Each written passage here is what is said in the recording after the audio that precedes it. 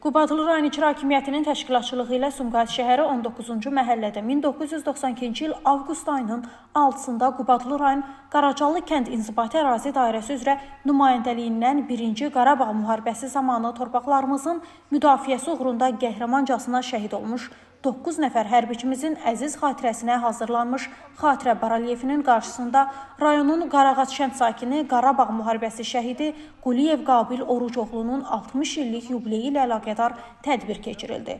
Tədbirdə çıxış edən Qubadlı rayon icra hakimiyyəti başçısının müavini Allahverdi Haqverdiyev qeyd etdi ki, 1-ci Qarabağ müharibəsində Qubadlı oğulları mərdliklə vuruşub, həmin döyüşlərdə Qubadlı rayonunda 11 milli qəhrəman olmaqla 238 nəfər şəhid olub. Vətən müharibəsi nəticəsində düşmən tapdağı altında olan torpaqlarımız 44 gün ərzində işğaldan azad edildi.